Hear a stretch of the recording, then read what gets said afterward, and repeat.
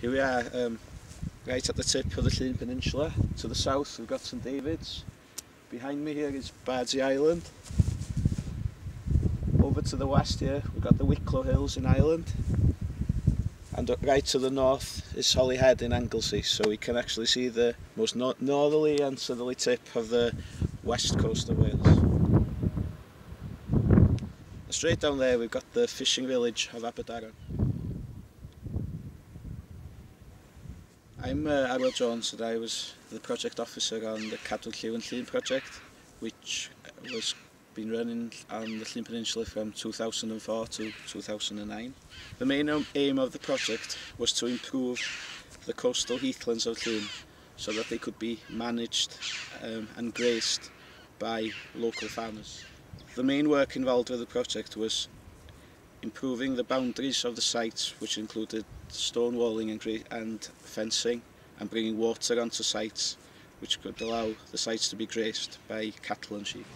This is an example of heathland that is grazed lightly throughout the summer, and we can see the benefits in the variety of species that are growing on this site. We also developed burning plans and management techniques with the farmers so they could manage these sites effectively in the future. On the majority of sites we developed 10-year burning plans and cut fire breaks to stop wildfire getting out of control. One of the main benefits of the project was to improve the coastal path around the Llŷn Peninsula. We're standing here on part of the coastal path which stretches from Porthmadog in the south to Carnarvon in the north, 80 miles of coastal path around the Llŷn Peninsula.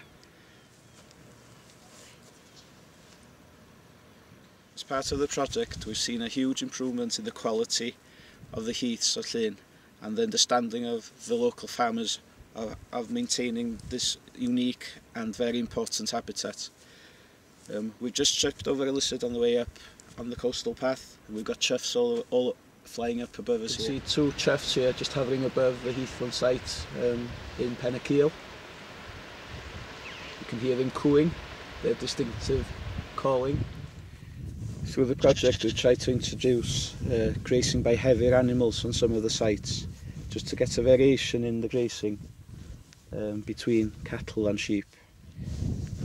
The benefit of having cattle grazing on the site is that bracken and gorse is trodden on and so is managed in a much better way than just by having sheep grazing. So what do you think? Do you think there ought to be more projects like this one?